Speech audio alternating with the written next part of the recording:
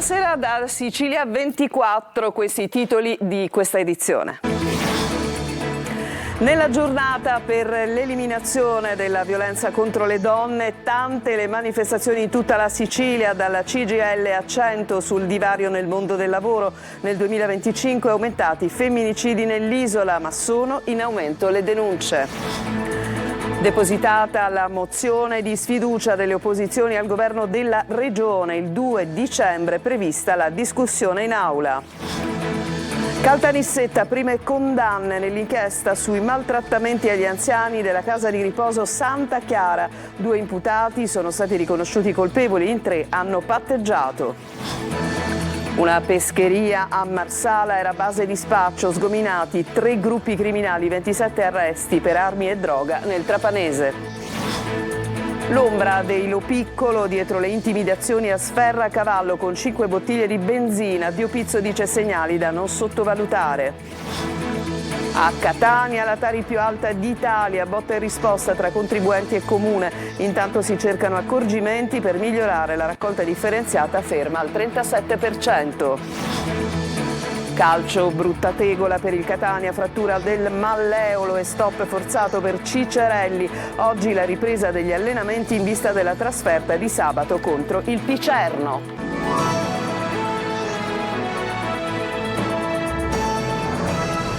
Bentrovati, tante iniziative oggi in tutta la Sicilia nella giornata, il 25 novembre, nella quale si celebra appunto la lotta contro la violenza sulle donne. Scuole, istituzioni, la Chiesa, insomma tante le iniziative per manifestare il no appunto a abusi e femminicidi. Simona Mazzone. Non è amore se non ti dedica il tempo che meriti. Se non puoi vestirti come vuoi. Ragazzi e ragazze con i loro messaggi, che in alcuni casi sono apparsi come denunce e richieste di aiuto, hanno tuonato da Piazza Università no alla violenza insieme a Polizia e Comune di Catania. Prima un flash mob, poi bigliettini colorati per farsi sentire oggi più che mai. Non è amore se è geloso, non è amore se non ti fa uscire, non è amore se ti controlla. Sono tutte delle manifestazioni di non amore, di violenza, che oggi, ahimè, sono tornate nuovamente in voga tra i giovanissimi, per cui si parla anche di malessere. Diverse iniziative a Catania a cui siamo al Rettorato in questa giornata che vuole porre l'accento sui diversi aspetti della violenza sulle donne, quella fisica, quella morale, quella economica. L'aspetto della violenza economica è un aspetto sottovalutato e quindi anche la mancanza di denuncia è frutto del fatto di non sentirsi autonome anche da un punto di vista economico.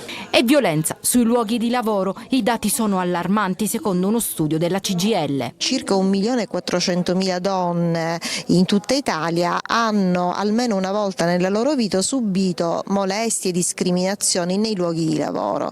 E il dato più allarmante è quello che riguarda proprio il mobbing.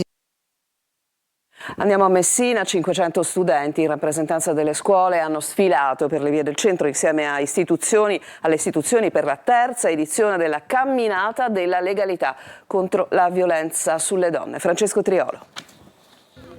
Scegli il rispetto, semina futuro è la scritta sulla maglietta contro la violenza disegnata da una studentessa del liceo Mauro Rico e indossata a Messina dagli studenti durante un flash mob prima a Piazza Caroli e poi durante la camminata contro la violenza sulle donne con 500 ragazzi delle scuole cittadine che hanno detto no alla violenza sulle donne. È giusto manifestare, è importante manifestare perché noi giovani donne siamo ancora più spaventate di quanto lo fossero già state le nostre madri, le nostre nonne. Le nostre generazioni devono essere ancora più sensibilizzate e più attente a questi temi. Soprattutto noi ragazzi in realtà dovremmo essere predisposti a manifestare. Purtroppo è una violenza che nasce da una visione maschilista, una visione puramente patriarcale, quindi soprattutto noi maschi dovremmo essere portati a manifestare. Diciamo che anche l'atto, che potrebbe essere molto semplice come prendere l'autobus, c'è bisogno di un livello di attenzione che magari un ragazzo non avrebbe, perché si deve sempre dare l'occhio su quello quello che potrebbe essere pericoloso, su una persona che potrebbe avere brutte intenzioni. Mi sono sentita in pericolo tante volte per magari anche solo delle battutine o anche andando sola nell'autobus. Dopo il corteo con i rappresentanti delle istituzioni, l'arrivo a Piazza Unione Europea, dove la prefetta Cosima Di Stani ha sottolineato la necessità di intervenire sui maltrattanti e l'aumento delle denunce, un segnale incoraggiante rispetto ai dati che riguardano i reati per cui scatta il codice rosso. A Messina nel 2024 sono stati 366, nell'anno che ancora non si è concluso 271. Iniziative come quella di oggi, ha detto, vogliono essere un messaggio di speranza, soprattutto in una città segnata quest'anno dal femminicidio di Sara Campanella. Adesso andiamo alla politica, perché sarà discussa martedì 2 dicembre la mozione di sfiducia che è stata presentata dalle opposizioni al Presidente della Regione. Il documento, come vi dicevamo, è presentato oggi ufficialmente alle 14. Manlio Viola. Sarà votata martedì prossimo, 2 dicembre, la mozione di sfiducia a Schifani. La discussione a Sala d'Ercole partirà alle 14. Le opposizioni avranno 3 ore di tempo per argomentare le ragioni del no a un governo, dicono i rappresentanti dei 3 gruppi di opposizione all'Ars, travolto dagli scandali, che fa acqua da tutte le parti e che ha cacciato la Sicilia in un vicolo cieco. La mozione è stata depositata ufficialmente oggi alle 15, nonostante la conferenza stampa di mercoledì scorso che la annunciava. Si tratta di un documento semplice, in sole 3 pagine. Nonostante i tempi tecnici fossero prevedibilmente più lunghi, l'analisi degli uffici è stata fatta immediatamente nell'arco di meno di un pomeriggio e la conferenza dei capigruppo ha deciso per una seduta immediata la prossima settimana.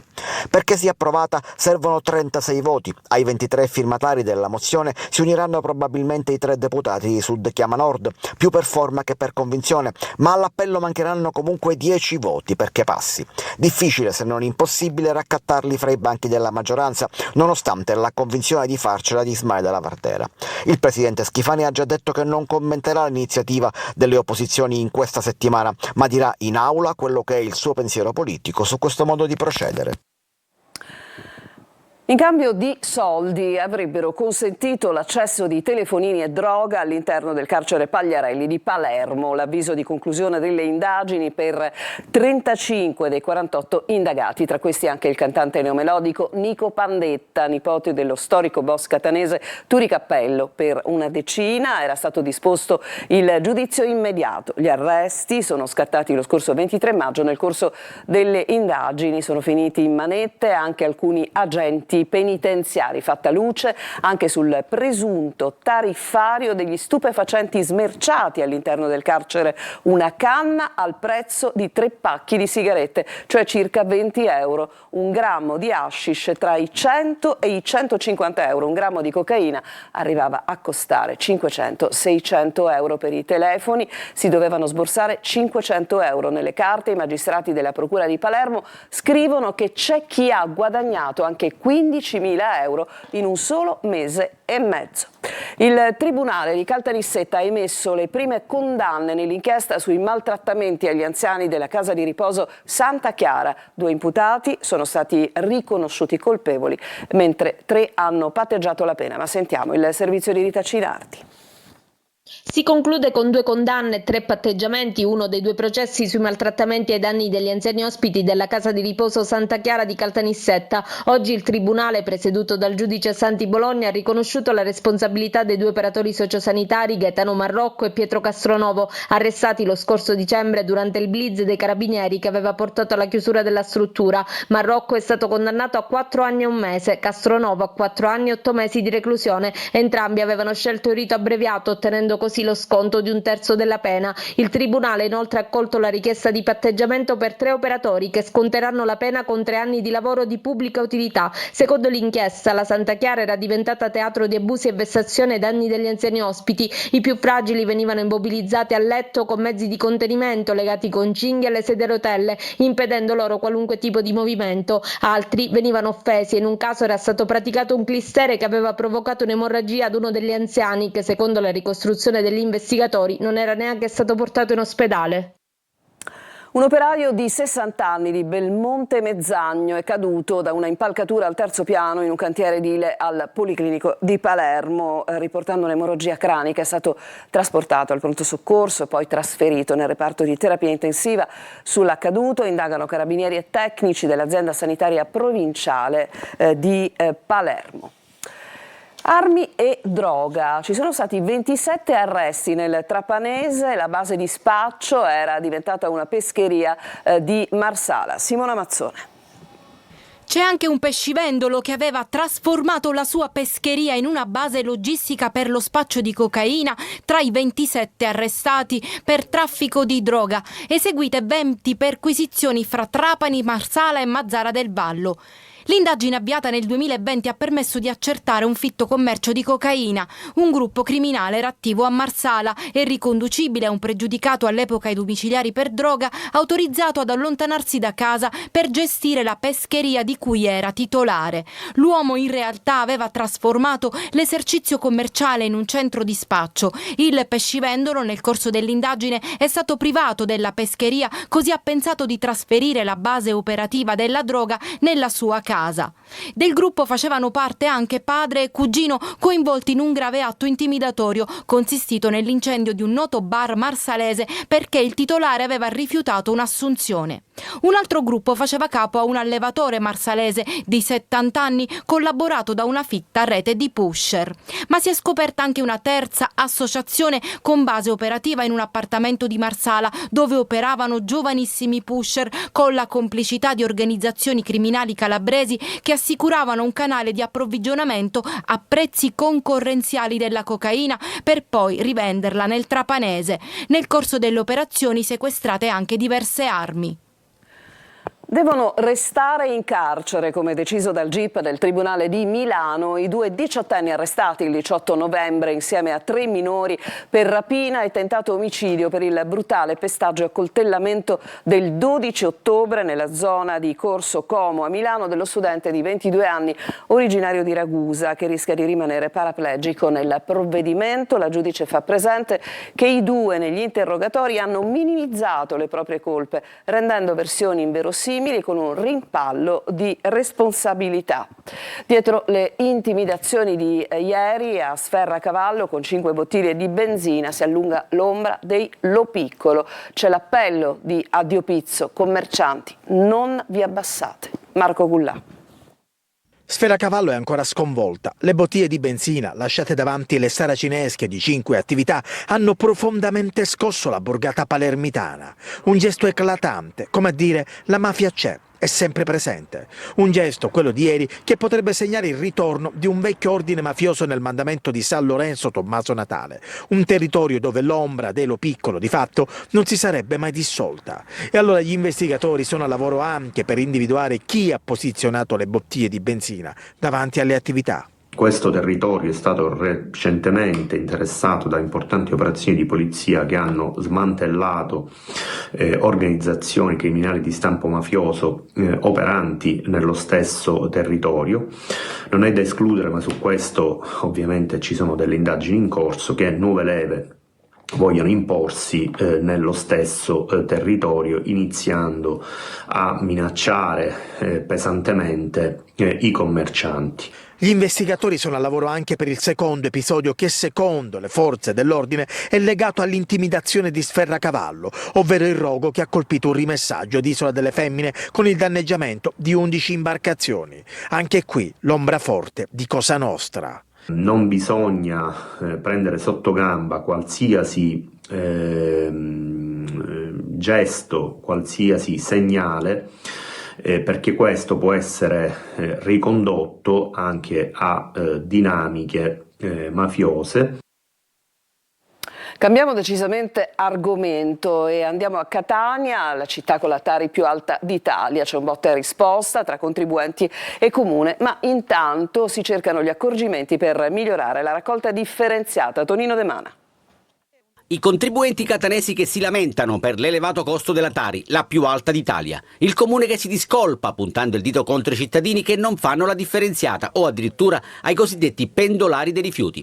E tutti contro tutti, con il saldo Tari da pagare entro il 10 dicembre che riaccende polemiche, per la verità mai sopite. Alcuni numeri. Una famiglia catanese pagherà 602 euro a fronte di una spesa media nazionale di 340 euro. Tutto questo mentre la raccolta differenziata si attesta attorno al 37%. Da qui lo sfogo dei catanesi. Certo che è un incubo, cioè 602 euro. La maggior parte dei catanesi non fanno la differenziata come si deve. Quante volte lei ha visto un catanese che butta la spazzatura fuori orario? Un sacco di volte. Costa anche portare la spazzatura fuori regione.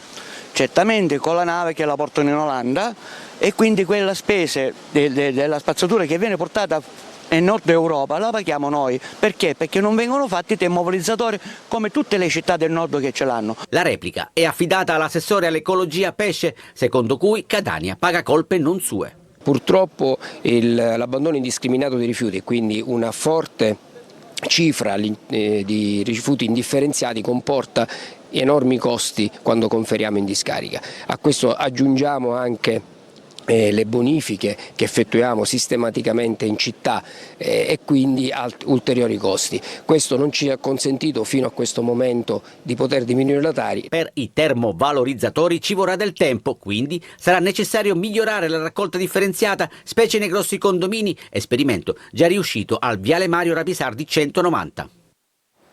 Adesso ci fermiamo, c'è una pausa, torniamo tra poco per parlarvi della crisi idrica nel Trapanese che è diventato un botta e risposta, un po' una polemica tra l'assessore regionale e il sindaco della città. A tra poco.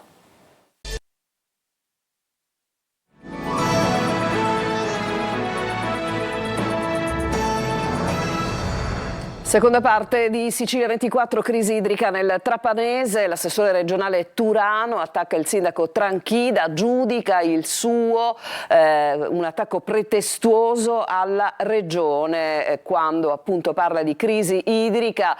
Per Turano è un po' un argomento utilizzato a mo' di campagna elettorale. Schifani dice l'assessore lavora per risolvere i problemi, ma sentiamo.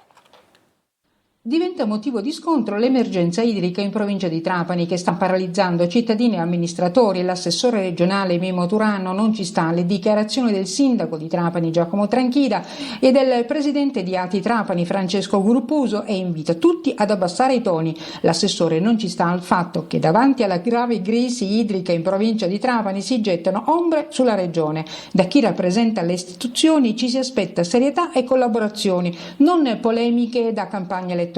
Il governo Schifani, dice Turano, lavora alla soluzione dei problemi e la riunione di domani con gli amministratori locali della provincia di Trapani servirà a dare risposte istituzionali concrete con lealtà e trasparenza. In tutto questo però Tranchida evidenzia che la città resta sotto forte pressione e che il ritorno alla normalità dell'erogazione dipende dalla tenuta delle fonti di approvvigionamento e dalla stabilizzazione della rete. Nei punti critici della città sono in funzione le autobotti, il dissalatore di Trapani è entrato in funzione mentre il pozzo Staglio 3 è tornato operativo. Interventi fondamentali ma non sufficienti a risolvere la situazione. Anche nel Belice è emergenza idrica. Tra Poggioreale, Santa Ninfa e Partanna molte zone sono rifornite solo con autobotti. Gli amministratori parlano di condizione al limite aggravata da scorte ridotte e continui disservizi.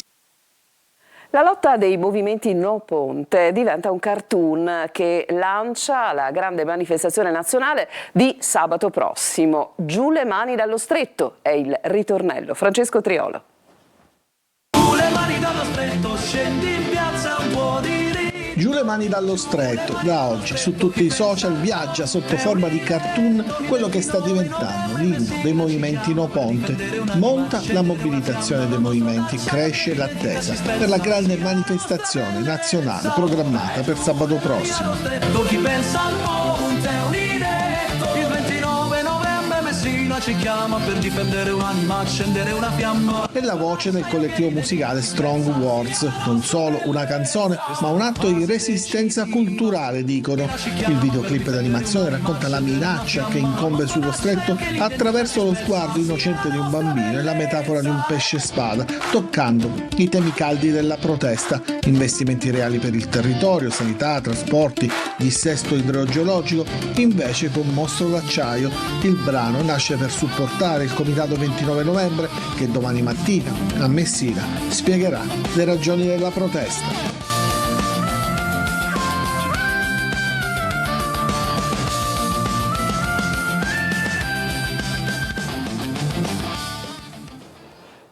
Adesso c'è un'altra pausa, torniamo tra poco con il Catania e la brutta notizia che riguarda lo stop di Cicerelli.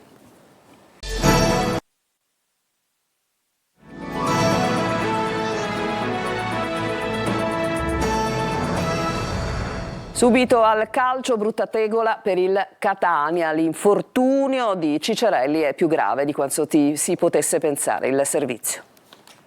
Il Catania perde Cicerelli e per molto tempo. È una mazzata quella che arriva dall'esito degli esami diagnostici a cui è stato sottoposto il fantasista rosso-azzurro, costretto ad uscire dopo soli 7 minuti della partita contro il Latina a causa di un durissimo intervento di Porro. La risonanza magnetica e la tacca hanno evidenziato una frattura del malleolo tibiale e una lesione dei legamenti della caviglia destra. A causa della gravità dell'infortunio saranno necessari ulteriori accertamenti diagnostici e altre visite specialistiche per decidere se intervenire chirurgicamente o scegliere la terapia conservativa con un periodo di immobilizzazione e successivo percorso di riabilitazione. In ogni caso l'assenza di Cicerelli dal campo sarà molto lunga. Un duro colpo, soprattutto perché Cicerelli si è dimostrato un'arma in più per il Catania in questo avvio di campionato. Adesso ci sarà da studiare come sostituirlo. È uno dei nodi che dovrà sciogliere Mimmo Toscano, che ci ha lavorato già dal primo allenamento della settimana. In mezzo c'è Bagar, perché nella partita contro il Picerno oltre a Cicerelli potrebbe essere concesso un turno di riposo a Lunetta e così Stoppa, D'Ausilio, Corbari e Jimenez insieme al rientrante Quaini potrebbero giocarsi 2 maglie. Su Quaini però attenzione, perché potrebbe essere utile alla causa anche in difesa. Il telegiornale è finito, grazie a tutti per averci seguito e buona serata.